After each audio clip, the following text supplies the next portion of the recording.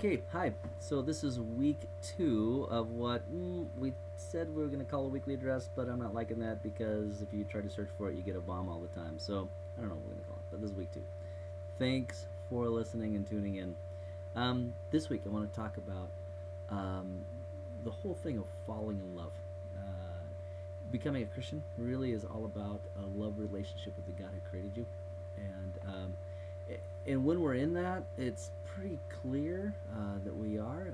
We're all about whatever it is that we're in love with. Um, and I know for me, when I was your size in a high school youth group, um, I totally was in love with Jesus, and I couldn't get enough of the stuff. I would be there all the time. They had Sunday morning church, I was there. They had high school youth group after Sunday morning church, I was there. They had a Sunday night service, which I was there. They had a Wednesday night youth group thing, I was there. They had somebody else had a Bible study on a Monday night at somebody's house. I was there every week. We'd have conversations at lunch about what we're reading in our Bibles. I would meet with people, leaders in the church, all the time.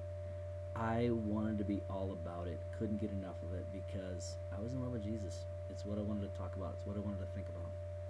And I just thought about lately, over the last few months, opportunities here that have been there that haven't been taken advantage of as much as maybe could be. And what this is not about, by the way, is not about making you feel guilty for not coming to something that we've had here, like an audience of one or balance or praise and worship nights for the church on Sunday nights, or other things like that.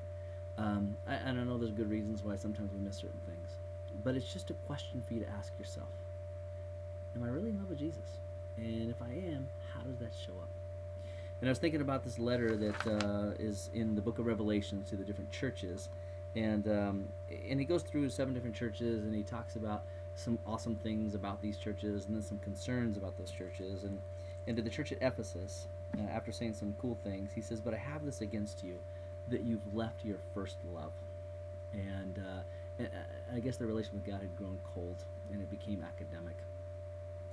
And so I don't know for us what that looks like for you. Are you passionate about this whole thing of you and Jesus, or is it just something you do? I know for me and my relationship with Gina started out even when I was in ninth grade.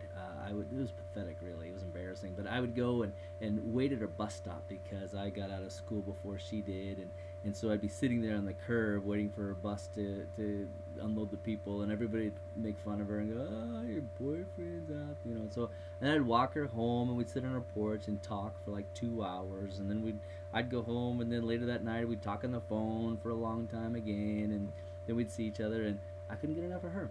I don't know at what point I'd fallen in love, but at some point you'd have to say that I did, and I was all about her. And in my faith, I was all about Jesus, and hopefully still am. Is that what you're all about? Can you not get enough? Are you taking advantage of every opportunity you have to spend time with Him, to connect with Him, to hear about Him, to talk with other people about Him? Is that your passion? Have a great week. Thanks for watching.